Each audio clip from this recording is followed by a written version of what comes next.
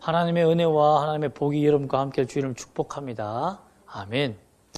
여러분, 세상은 사람을 등급을 매깁니다. 그죠? 등급을 매겨요. 그런데 이 세상에 보면 믿음에도 등급이 있다는 사실을 우리가 볼 수 있습니다. 세상의 등급 중에 재미있는 이야기가 있습니다. 어머니가 아들을 등급 매기는 게 있습니다. 1등급은 뭐냐면 아들이 공부도 잘하고 착한 아이면 1등급입니다.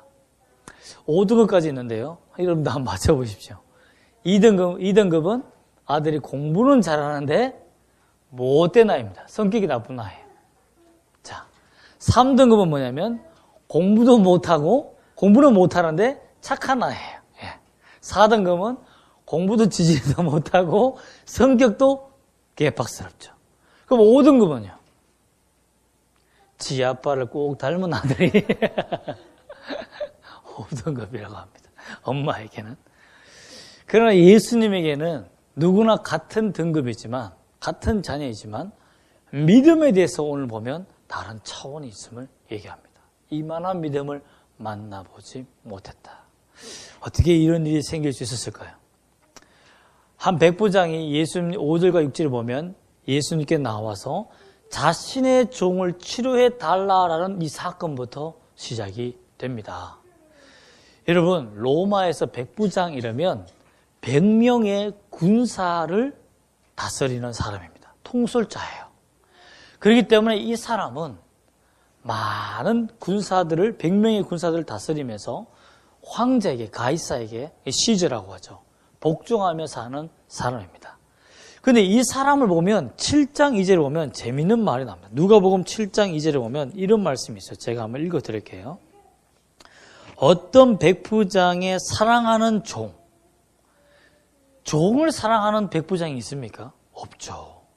즉 자신보다 나약한 사람들을 아끼고 사랑하는 인품 있는 백부장이었다는 거예요. 그런데 이 종은 둘로스라고 해서 오늘 원어에 보면 두 가지 종이 나오는데요. 하나는 둘로스라고 해서 노예를 말합니다. 슬레이브라고 해서 학대하는 노예를 말합니다. 그런데 이 종을 표현할 때 여기서는 이 종을 파이스라는 소년, 아들, 집사, 섬기는 서번트로 얘기합니다. 이것을 보면 백부장의 인격은 뭐냐면 자기 노예를, 자기를 섬기는 특별한 재능이 있는 종, 그보다도 뛰어난 아들로 표현합니다. 그래서 요한복음에서는 이 종을 아들이라고 표현합니다. 아들이 병들었다라고 요한복음에서 말합니다. 마태, 누가, 요한복음이 동일하게 표현하고 있는데요.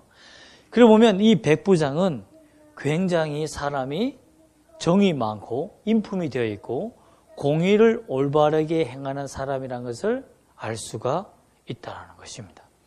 또 이 사람은 어떤 등망이냐면 누가복음 7장 3절을 보면 예수의 소문을 듣고 유대의 장로 몇 사람을 예수께 보내어 오셔서 그 종을 구해 주시기를 청한지라라고 하니까 나중에 이 유대인 장로들이 예수께 가서 이 사람을 구하는 것, 도와주는 것은 그 사람에게 합당한 일이다라고 말해줍니다. 그 이유가 뭐냐면 우리 민족을 사랑하고 우리를 위하여 회당을 지었다라고 누가복음에 말씀하고 있습니다. 즉 뭐냐면 이 백부장은 로마에게 충성되어 있지만 로마가 속국을 잡은 이 이스라엘 백성들을 학대하지 않고 도와줬다는 거죠. 여러분, 우리가 일제시대에 우리가 일제의 침략을 받고 속국이 됐을 때 일본 사람들 중에서도 우리를 도와주는 사람들이 굉장히 많았어요. 독립군을 도와준 사람. 그렇기 때문에 다 나쁜 사람들이 아니었다는 거죠. 마찬가지로 독일에 있었을 때도 유태인을 도와주는 쉰들리스트가 많잖아요. 그런 사람도 있었다는 거죠. 마찬가지로 유대인들이 핍박당하고 고통당할 때에 이 백부장은 자기가 돈을 내어서 그 종들을 사랑하고 더 유대인들이 많잖아요. 그리고 유대의 회당을 지어주는 말미암아서 그들의 종교가 온전히 서도록 도와줬다는 거죠. 즉 하나님에 대해서 관심이 많고 하나님에 대해서, 여호와 하나님에 대해서 굉장히 많은 공부를 하고 있는 사람이라는 것을 알 수 있다는 겁니다. 그런데 어떤 일이 생기느냐? 그렇게 선한 사람에게, 그렇게 착한 사람에게 정말 사랑하는 아들 같은 종. 오늘 보면 종이 마태복음에 병들었다고 됐잖아요. 누가복음에는 죽게 되었다고 말합니다. 이 파이스라고 하는 아들과 같은 종이 병이 든 것뿐만 아니라 죽게 됐는데 그 사람의 종의 나이가 뭐냐면 소년이라는 파이스란 말입니다. 즉 어린 소년이 중풍병이 걸렸는데 그 어떤 병으로 말미암아 중풍병까지 걸렸는데 사지가 마비되고 점점 사람이 먹지 못하고 죽는 병에 걸렸다는 거죠. 그래서 백부장의 가슴이 너무나 가슴이 아픈 거죠. 사람들이 뭐라고 합니까? 당신이 유태인을 도와줬더니 당신이 섬기는 로마의 신들이 노하여서 당신에게 저주를 했다. 라고 사람들이 왜 욕하지 않겠습니까? 유태인들을 도와준 것에 대해서 자신의 신들이 노했다라고 생각할 수 있겠죠. 로마의 백부장은 다 신을 섬기는 거니까, 다 신교니까. 여러분, 이러하게 하나님 앞에 또 하나님을 섬기고 또 다른 사람을 섬기고 정말 사랑하는 이 사람이 오히려 저주 같은 일이 자기 집안에 일어났다라는 것입니다. 그런데 그러면 그 저주받은 그 집에 저주를 풀기 위해서는 어떻게 해야 됩니까? 백부장은 그 종을 죽이는 것만이에요. 그럼 죽이면 되잖아요. 그렇죠? 치료약이 없으면 그 종을 버리면 돼요. 아, 신의 저주가 우리에게 왔으니 이 종을 버리자. 버리면 돼요. 그런데 어떤 일이 생깁니까? 여기서부터 문제가 생기는 거예요. 백부장이 그 종을 자기 자식처럼 사랑하여서 그 자식처럼 사랑한 죄 때문에 이 아이를 고치기 위해서 누구에게 나옵니까? 예수에게 나왔다는 것입니다. 근데 먼저 누가복음 7장에 보면 유대인의 장로들에게 예수님을 만나서 자기 집에 와서 고쳐주기를 요청하도록 부탁을 합니다. 여러분, 유대인의 장로들이 어떻게 이 로마의 백부장의 말을 듣고 이단자라고 소문난 예수에 가서 그걸 부탁할 수 있겠습니까? 불가능하죠. 그 당시 불가능합니다. 또한 자신이 예수에게 나와서 부탁해서 자기 집에 초청하게 되면 예수뿐만 아니라 그 유대인 장로들까지 유대인들에게 이단과 함께 너희가 파티를 벌리고 함께 모여서 먹고 마셨다고 해서 죄를 추궁당할 수 있죠. 그렇기 때문에 유대인들이 밀란을 일으킬 수도 있고, 그러면 백부장으로서 그 지역을 다스리는 고을 통솔자로서 자기에게 심각한 문제가 생길 수 있다는 겁니다. 총독이 가만히 있지 않다는 거죠. 너가 괜히 쓸데없는 지대에서 유대인들에게 노를 사고 분노를 사서 너로 하여금 내가 이렇게 곤란하게 되었다 라고 하면 자기 지금 파직되는 거예요. 직장을 잃어볼 수 있고 백부장으로서의 그 모든 통솔권을 빼앗길 수도 있는 굉장히 위험한 상황입니다. 그런데 어떻게 이 백부장이 예수님을 오늘 뭐라고 부릅니까? 6절 말씀에 시작. 이르되 주여 내 하인이 중풍병으로 집에 누워 몹시 괴로워하나이다. 어떻게 그 황제 또 로마 가이사를 주라고 부를 수밖에 없도록 선언한 이 백부장이 어떻게 예수를 주라고 부를 수 있다는 겁니까?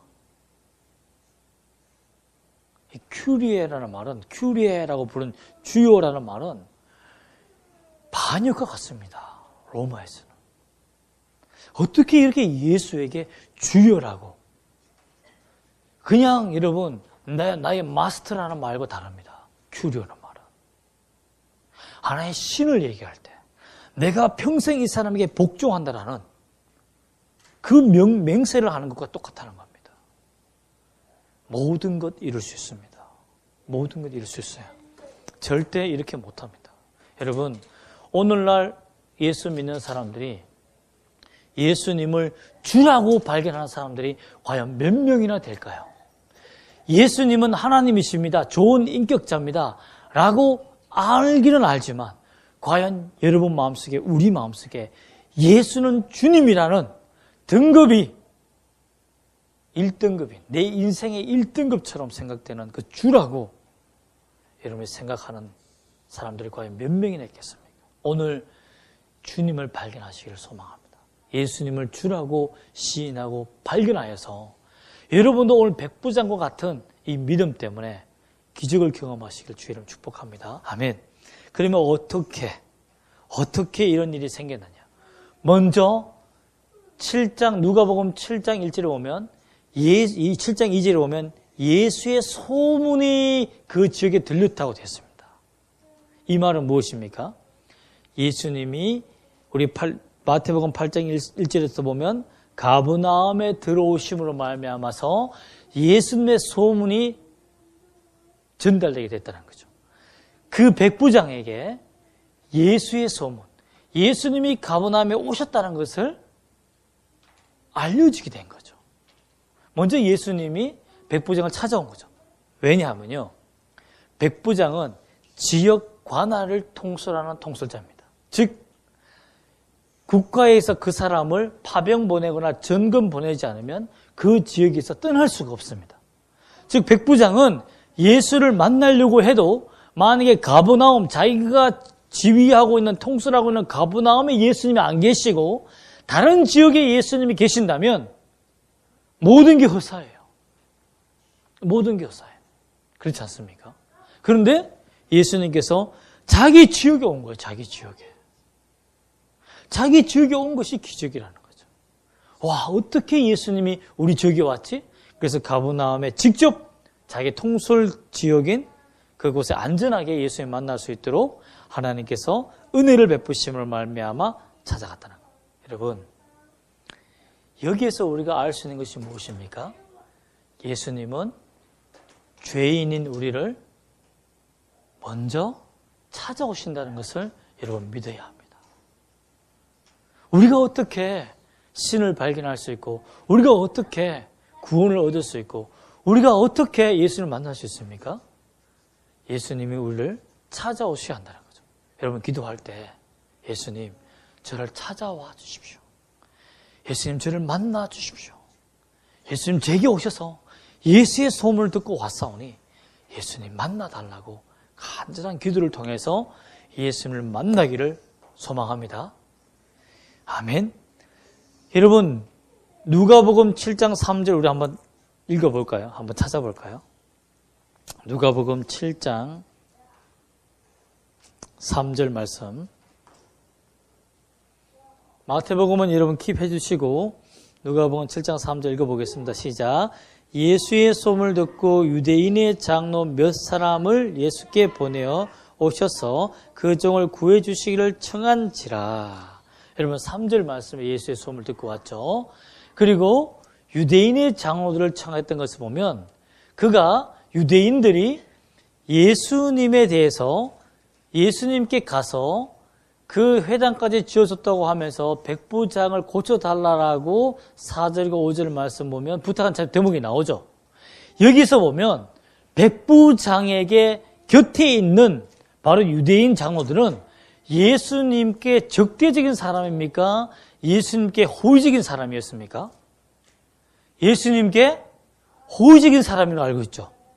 왜냐하면 유대인의 장로로서 유대인임에서 장로가 어떻게 예수님을 찾아갈 수 있겠습니까? 또 병을 고쳐달라고. 이것은 예수님을 믿는 사람이라는 거죠. 유대인 장로지만 예수님이 메시아라는 것을 알고 그 백부장에게 바로 예수님이 메시아라는 것을 상세하게 알려줬다는 것을 알 수 있습니다. 그래서 백부장이 예수님을 만나러 나오자마자 주여라고 말할 수 있었던 것은 예수님이 하나의 인간이 아니라 그리고 이단자가 아니라 목수가 아니라 자신의 병든 종을 고칠 수 있는 하나님이라는 것을 나의 영적 주인이라는 것을 믿었다는 것입니다. 여러분 주위에 여러분을 위해서 믿음을 돋구기 위해서 붙여주신 친구들과 형제들과 가족들과 사람들이 있습니까?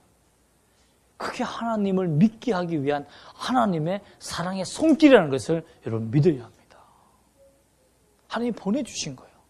백부장이 이 믿음을 가지고 주님 앞에 나왔습니다. 그런데 더 놀라운 것은 무엇입니까? 오늘 본문 8장 7절에 보면 내 종이 7절에 6절 보면 중풍병으로 누워서 괴로워하나이다라는 말을 듣고 예수님께서 백부장의 믿음을 시험해 봅니다. 자 보세요. 이르시되 내가 가서 뭐 해주리라? 고쳐주리라. 예수님이 가서 고쳐주리라고 자신이 유대인의 율법을 어기고 이방 집에 찾아가서 그 병자를 고쳐준다라고 약속까지 했습니다. 예수님은 그만큼 죄인을 만나기 위해서 어떤 초법적인 일을 하시는 분인 거죠. 율법을 깨트리시기도 합니다. 그런데 이렇게 되면 따라온 사람이나 유대 장로나 나중에 유대인들에게 재판받을 수 있거든요. 그런데 놀라운 일이 뭡니까? 백부장이 말입니다. 백부장이 뭐라고 말합니까?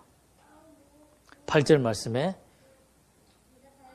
주여 내 집에 들어오심을 나는 감당하지 못하게 사오니 다만 말씀만 하옵소서. 그러면 내 하인이 낫게 싸움나이다. 9절 말씀 읽어볼까요?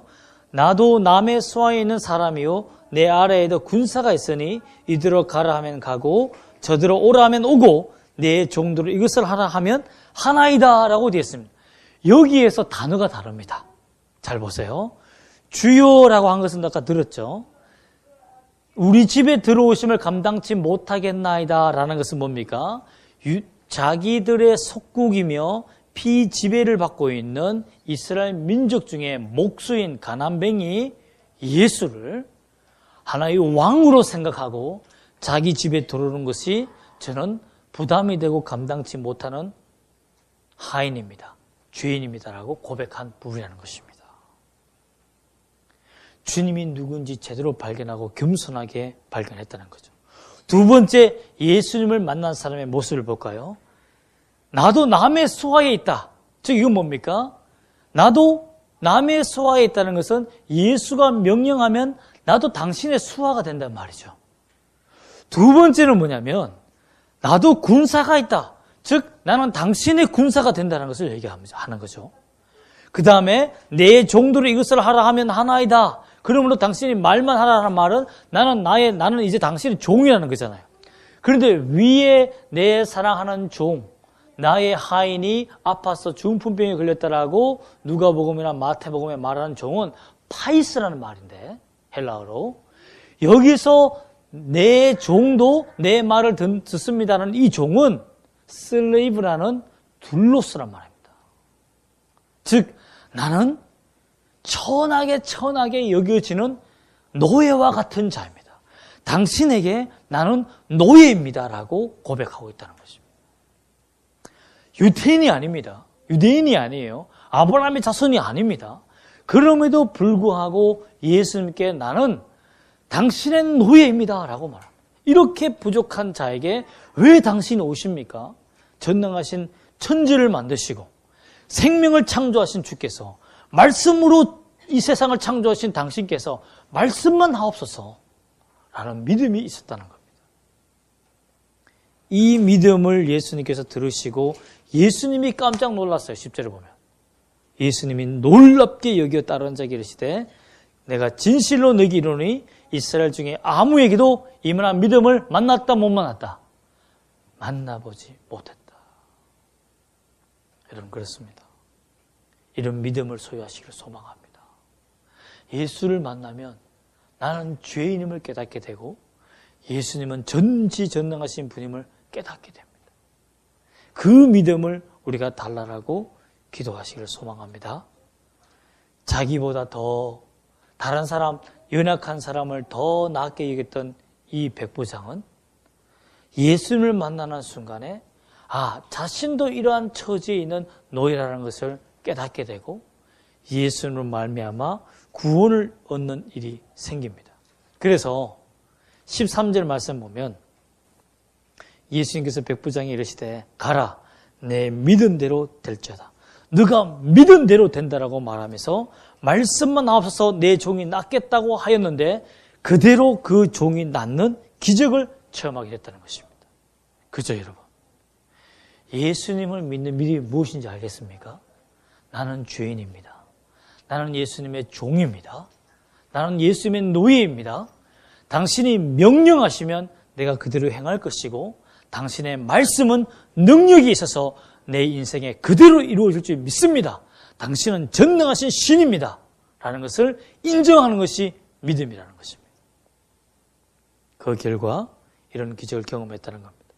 그가 두 번째 받은 복이 무엇인지 아십니까? 예수님께 칭찬받았다는 것입니다.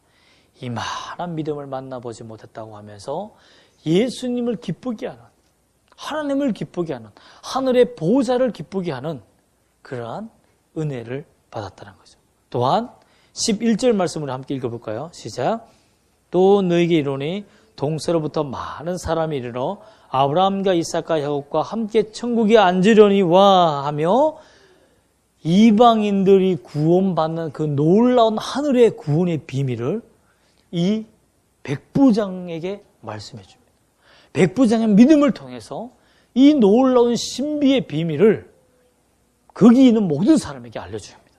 그리고는 12절 말씀에 나라의 본자손들, 유대인이죠. 아브라함의 후손들이 오히려 바깥 어두운 데 쫓겨나 이를 갈면서 슬피 우는 날이 온다고 하나님께서, 예수님께서 그 지옥의 비밀까지, 구원의 비밀까지도 하나님이 다 알려주셨다는 겁니다. 즉 구원받게 되었습니다. 하늘의 비밀을 알게 되었습니다. 하나님의 마음에 감격하는, 하나님의 감격을 주는 놀라운 은혜의 사람이 되었다는 것입니다. 종이 낳는 것은 너무나 당연한 결과겠죠. 여러분 어떻습니까? 예수님이 기뻐하시는 믿음을 가지는 것, 이것은 바로 믿음은 주파수라는 겁니다. 예수님의 능력을 일으키는 그 기적의 주파수를 여러분이 갖는 것이 뭐다? 믿음이라는 거죠. 라디오의 주파수를 보십시오. 내가 주파수를 정확하게 맞추지 않으면 저는 잡음만 생깁니다. 어설프게 맞춰놓잖아요. 그러면 가다가 다른 방에 신호가 들어오면 다른 방송을 바뀌어버려요. 제가 뭘 말하냐면요. 예수를 믿는 믿음을 정확하게 주파수를 맞춰놔야, 성경대로 믿어야만 아무리 사탄의 주파수가 간섭해도 네 주파수가 사탄의 영향을 받지 않고 불신의 주파수가 들어오지 않는다는 겁니다. 그런데 우리가 성경을 제대로 믿지 않고 하나님의 전능하신 그 믿음을 우리가 확고하게 성경 위에 있지 아니하면 사탄이 여러분의 주파수에 간섭해서 교묘하게 그 주파수를 바꿔버린다는 거예요.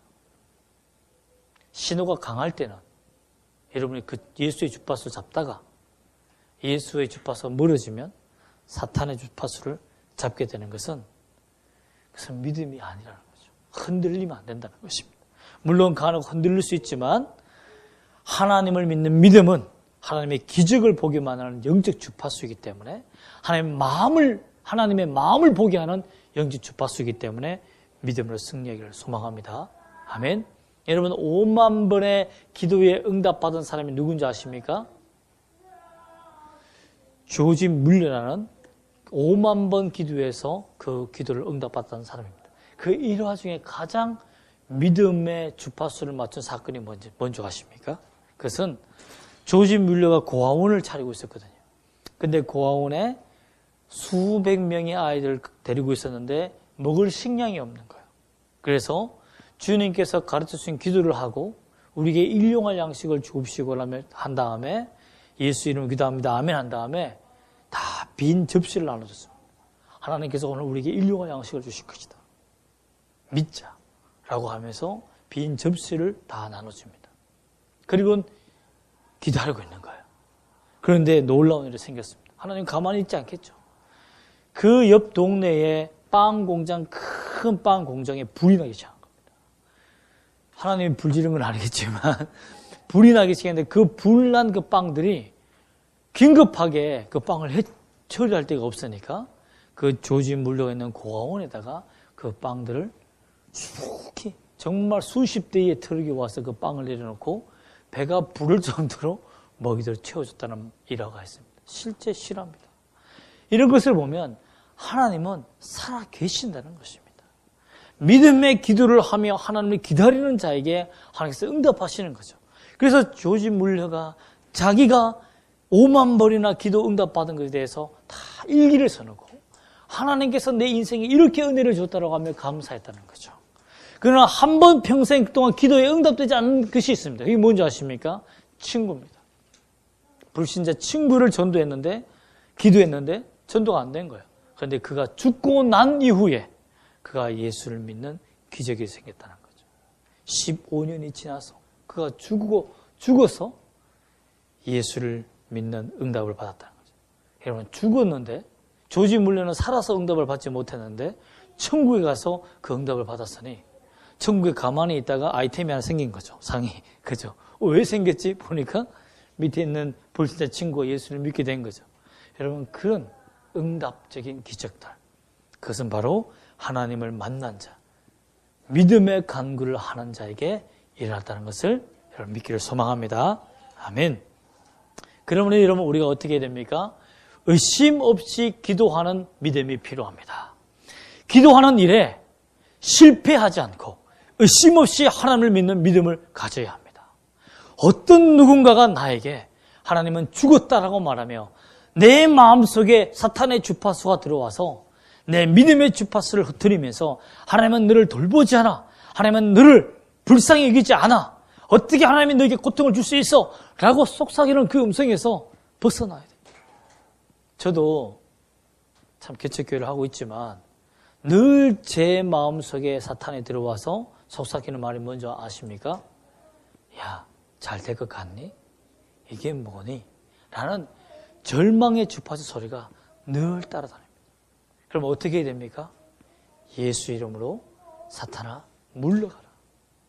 내 믿은 대로 될지어다. 여러분의 믿은 대로 되는 역사가 오늘부터 일어나기를 주 예수의 이름으로 축복하고 선언합니다. 아멘. 기도하겠습니다.